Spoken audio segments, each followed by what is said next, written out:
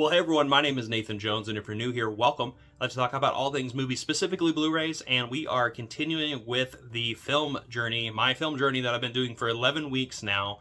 I've been physically journaling, like physically writing down the things that I've been watching, from movie shows to television shows, and also the things that I've been picking up, and it's been a really fun time just engaging with the medium this way because it is a different way and also something that holds me accountable for the things that I'm watching and how I can engage with the art and also just in my personal life. So it's been a lot of fun doing that, and I'm actually, like I said, on week 11, so this has been a really fun kind of experiment that I've been doing for that amount of time where we're, I guess a 1/5 of the way through a year, which is absolutely insane thinking about this as like maybe a 52-week project, but who knows, it might continue past that. But anyway, before we jump into the titles that I've picked up for the week and then also the films that I've been watching, I would love to know, as we are approaching spooky season, as soon as this comes out, September is literally about to end.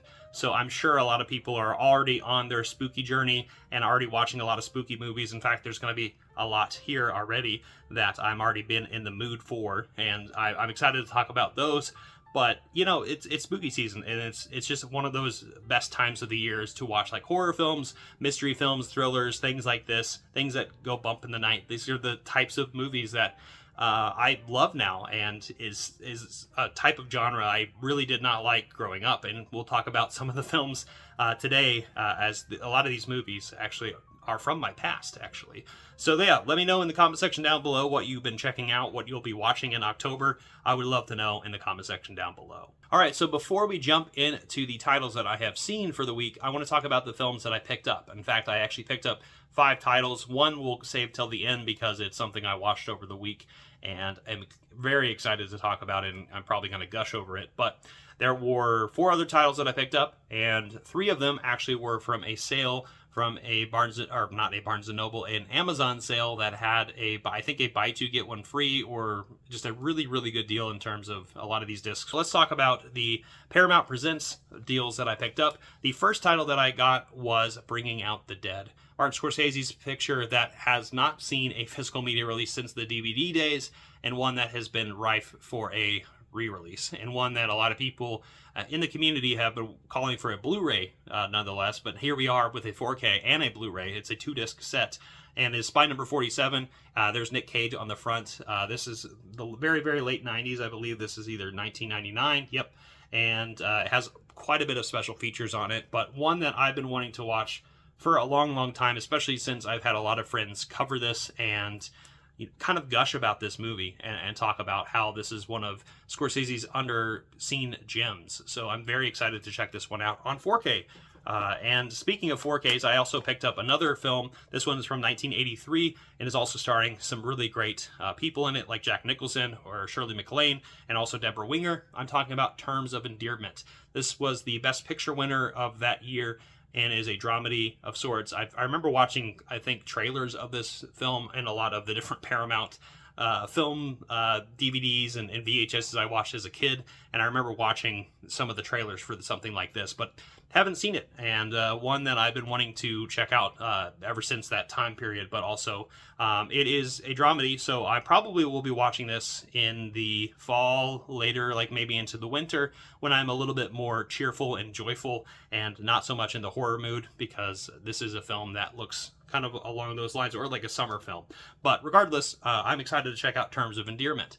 And the last film that I picked up from the Paramount Presents line is one from a long, long time ago, 1921. It's a silent picture starring Rudolph Valentino. It is The Sheik.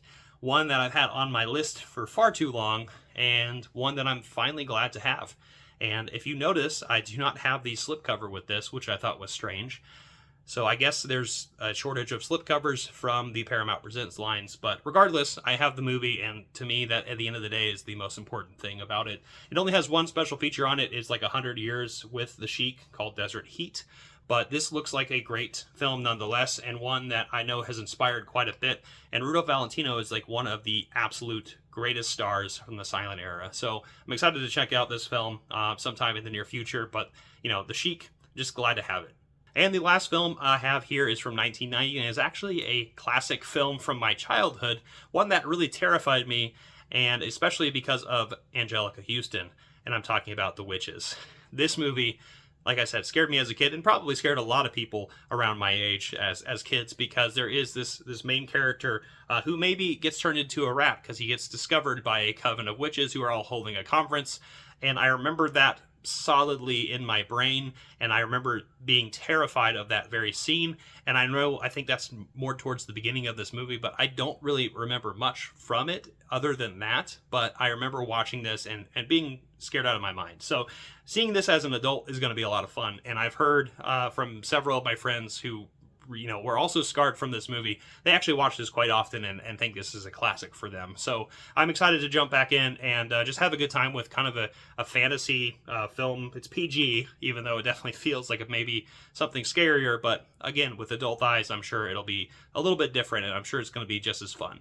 So with that being said, now let's jump into the films that I watched for the week. In fact, I watched quite a bit, especially on Sunday. I watched a little franchise that I watched quite a long time ago, at least the first 3 films, and I'm talking about the Final Destination 5-pack here, the 5-film collection, which is all stacked in a, not necessarily the best way, but they're all individuals, so I'm happy with it, and these movies are, solid for the most part, 2 to 3 out of 5 type of films. Nothing is really that big to say like any of them like really break any kind of ground or any water, but it definitely is an interesting concept. In fact, if anyone's not familiar with the Final Destination series, really the concept is cheating death. So usually a bunch of teenagers and a group of people in general who are about to be in an accident, and then in fact they have the accident, but there is usually somebody who has a premonition prior to this and has a flashback and wakes up and kind of sees what's about to happen and prevents it, and thus cheats death. But death has a score to settle, and they want all these people to die in various ways. And so this movie actually probably increased a lot of people's paranoia, especially with like log trucks and just very everyday appliances where there's just freak accidents that happen. And this movie ramped that up to 11 for a lot of people. And the 5 films in here are quite fun.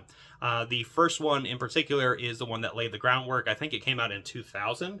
So it was like right at the turn of the century when this movie came out. 2000. And it's about a plane ride. So a lot of people's, fear of planes. And there's quite a bit of really fun deaths in it. But at the same time, very dated for its time period. And you can tell that there's some things kind of going on in the background where maybe, I guess, a budget probably was not necessarily as much in play as the films that would come after it.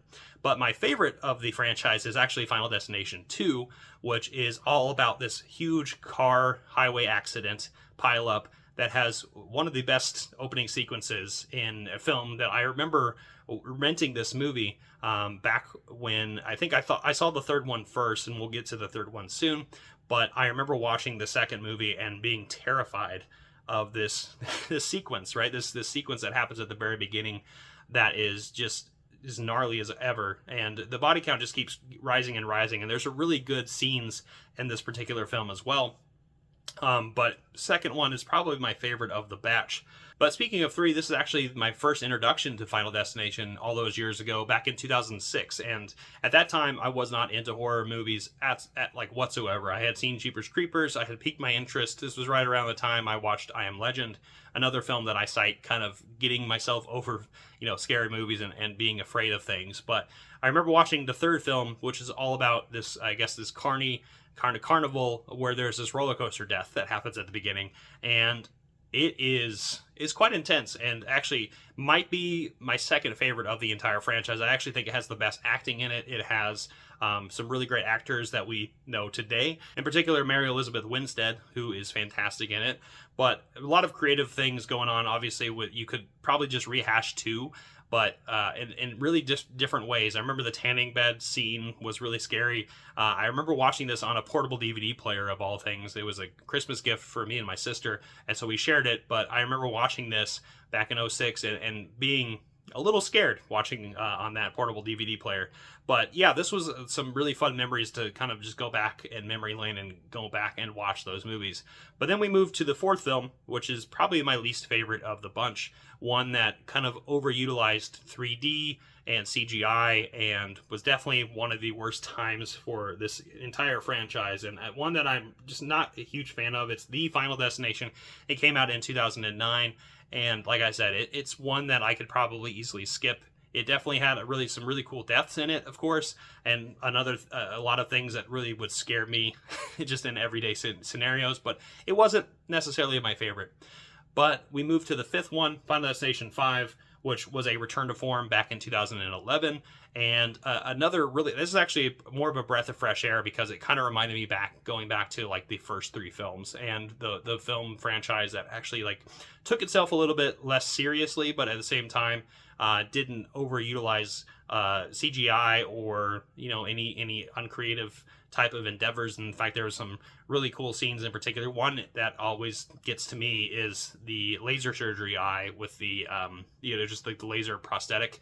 I can't remember what that's called, but when you have surgery, LASIK, right? And yeah, that is a scary scene. But this was just a fun kind of trip down memory lane for myself. And again, a good reminder that we are all mortal and we can't cheat death eventually. I also forgot to mention Tony Todd, who is in all these movies, mostly known for Candyman, but he may or may not, and I have my own theories, but I think he is death. And I think he is definitely warning kids to watch out. So he's in all these movies, and he is pretty creepy in all of them. But this was a fun franchise to jump into, and I have this fun little set here. Nothing I need to get individual discs for. I think this is a worthy collection for itself. I know the sixth one I think is getting made, but regardless, this was a fun kind of trip down memory lane.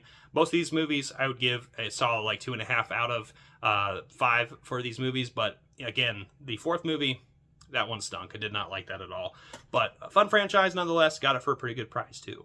All right, so next we're going to a disaster film that I watched over the week, and one I think I watched late one night and couldn't sleep much going on for it. But I'm talking about the movie The Wave from 2015, which is loosely based on real events, inspired by true events. It actually has a lenticular holographic kind of case to it, which is really cool. I wish they would do stuff like this again, because this is a really cool slipcover. This is like one of my favorite slipcovers for just a standard like Norwegian, just regular Blu-ray Amaray here. But yeah, so this is a true story, like I said, that is based on an actual event where in a small town in Norway, if you are familiar with the geography of Norway, there's a bunch of fjords, right? A lot of mountains and a lot of lakes. And so this small little town, kind of nestled within a dock, is ravaged by this giant wave, a tsunami type of wave that it hit based on a collapsing fjord, right? A collapsing mountain.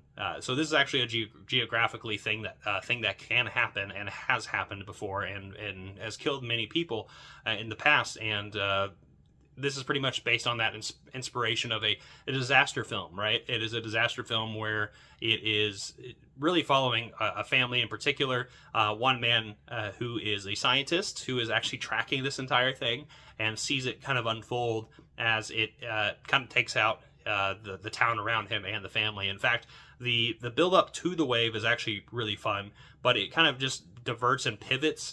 The scene that happens is not necessarily one that lasts very long, but it is definitely very impactful and very powerful. But then it turns into like a survival film where we're trying to rescue family members, and a la like Titanic. And there's a lot of scenes like that of going up and above different types of water and different rooms and trying to get people out. So, but regardless, this is a fun film, one that reminds me that, again, we're all mortal, and so I'm getting myself into the spooky mood a little bit. So I would give this movie a 3 out of 5. It is definitely a good time, and I definitely recommend people check it out, at least for the case itself. But what a great Norwegian film, and I definitely recommend checking it out. Before we jump into the last few titles, I also want to mention and shout out to Mega Mike the Movie Man, who has allowed me to become a member on his channel for a movie battle. We actually did this during a live stream on Tuesday, where there was 9 of us in total. Mega Mike the Movie Man, KB, and Cholo Horror were all different judges, but it was Vinegar Syndrome versus Second Sight, and I was on Team Second Sight, and it was a lot of fun. It was just fun kind of defending Second Sight, even though it's really hard because I love Vinegar Syndrome as well, and they're both like all-stars in terms of the physical media world. So it was really tough to kind of battle some legends, like Aaron Penn was there, who was representing Vinegar Syndrome, and so was Garrett. And but luckily I had some good teammates, and I had a lot of fun. And again, thank you, Mike, for letting me join on that. And definitely check out those movie battles because they're a lot of fun, and it's cool just to kind of tackle this in different ways, from like movie packaging to special features to the restoration itself, best overall, that kind of stuff. So it was a fun time. And but we're speaking of Second Sight, we're going to be coming back to Second Sight here in a bit. But let's take a quick detour to a horror film that I watched over the week, and one that I had been in my cart for a while because I actually watched a trailer to this earlier this year, and one that really piqued my interest. And that is a UK horror film called Possum. This movie was strange as all get out, and you know what? I've been in a David Lynch mood, and this reminded me a lot of a surreal type of horror story, a very terrifying horror story, one that was more psychological and, you know, visual than it was like scary outright in a lot of the ways. But Possum is about a man who has had some trouble past. He's been in and out mental institutions, and he also used to be a puppeteer. And he has this one puppet that you can see right here that has some spider legs and has a really terrifying face that you don't really get to see fully until kind of midway through the film. And the buildup and the atmosphere of this movie is quite terrifying, and honestly is one of those modern masterpieces, I think, for a horror film like this, one that will get into your mind and get under your skin. And this movie is definitely worth checking out. I actually have the Region B here because I don't believe it is on Blu-ray here in the States, but I ordered it and I got it shipped over overseas. But I am just happy to have this movie, and one that has always piqued my interest, especially watching since this trailer of watching this movie. And it has quite a terrifying scene, and necessarily like nestled kind of towards the end, that really jolted me out of my seat a little bit.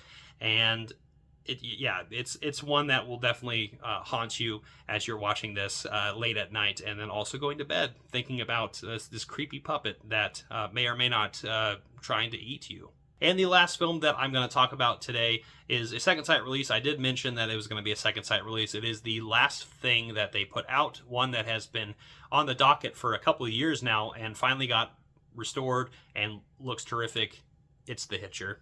I have The Hitcher right here, and my God, is this a wonderful release. In fact, I've actually already watched and read everything about this except for the commentaries. So everything from here I have dived into, and there is a 200-page book, which is quite insane. And normally I don't read the books as quick as I usually do after watching a movie, but I was just really interested in this 80s kind of horror thriller of sorts. But this movie in particular, and this book, and this set in general, it looks gorgeous. So let's briefly talk about just kind of the insides of the film.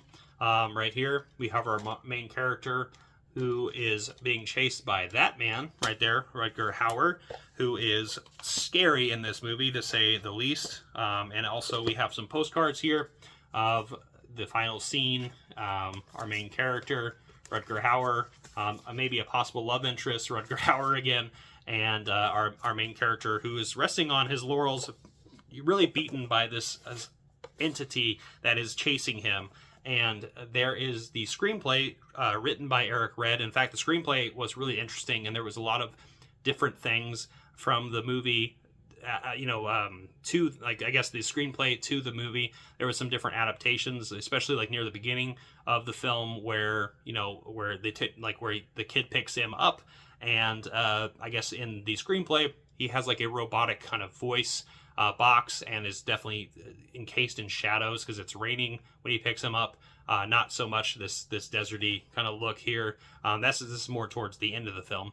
I'm jumping around a lot of places, but it's really cool to see the screenplay kind of go in a lot of different directions. And there's also a notable death that happens in this film that you get more graphically in this screenplay, of course, but not seen on the film itself. But this comes with the 4K and the Blu-ray itself, and has so many special features. Like, oh my God, I think there's like 2 or 3 commentaries, the ones that I have not seen, and then there are a plethora of things with like Eric Red, the director himself, with the actors who were involved. Everyone except for maybe Rutger Hauer, who had sadly passed by the time this is all was made. But there's so many things to watch in this, and I watched so much, and it was really just a blast to see all the people and all their different creatives, and how this thing got made. And to begin with is kind of a I guess a miracle of sorts, because things like this were not touted as much